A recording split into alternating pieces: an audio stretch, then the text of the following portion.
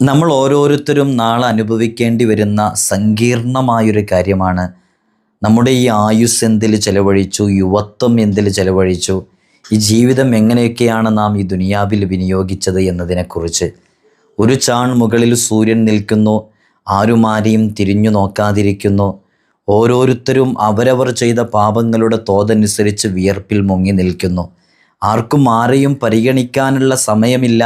ഓരോരുത്തരും നഫ്സി നഫ്സി എന്ന് പറഞ്ഞു ഓടുന്ന സമയം.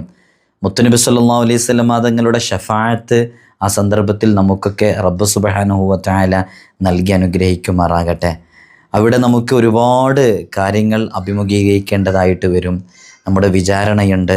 മീസാൻ എന്ന ത്രാസിൽ ഏറ്റവും കൂടുതൽ ഭാരം തൂങ്ങുന്ന 2 തസ്ബീഹുകൾ മുത്തുനബി സല്ലല്ലാഹു അലൈഹി വസല്ലം തങ്ങൾ നമ്മെ പഠിപ്പിക്കുന്നുണ്ട്. നമ്മുടെ ഓരോ ദിവസത്തിലും പ്രഭാതത്തിലും പ്രദോഷത്തിലും ഇത് ചൊല്ലുകയാണെങ്കിൽ തീർച്ചയായും ആ സങ്കീർണ ദിനത്തിൽ നമുക്ക് വലിയ രക്ഷയും സമാധാനവുമാകും. അത് മീസാൻ എന്ന ത്രാസിൽ ഭാരം തൂങ്ങുന്ന തസ്ബീഹുകളിൽപ്പെട്ടതാണ് ആ 2.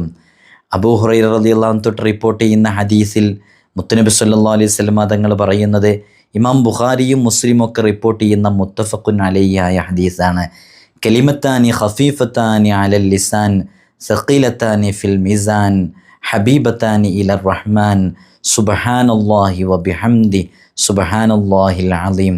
നമ്മളൊക്കെ നമ്മുടെ ജീവിതത്തിലെ പ്രഭാത പ്രദോഷങ്ങളിൽ സ്ഥിരമായിട്ട് ചുരുങ്ങിയത് 100 തവണയെങ്കിലും ചൊല്ലണമെന്ന് റാത്തീബുകളിലും വിർദുകളിലൊക്കെ കാണാവുന്നതാണ്. നമുക്ക് നമ്മുടെ ജീവിതത്തിൽ പകർത്താം. അള്ളാഹു നമുക്ക് ഇതൊക്കെ ചൊല്ലുന്നത് കാരണമായിട്ട് പാരത്രിക ലോകത്ത് വലിയ ഗുണവും സന്തോഷവും പ്രതിഫലമൊക്കെ നൽകി അനുഗ്രഹിക്കുമാറാകട്ടെ.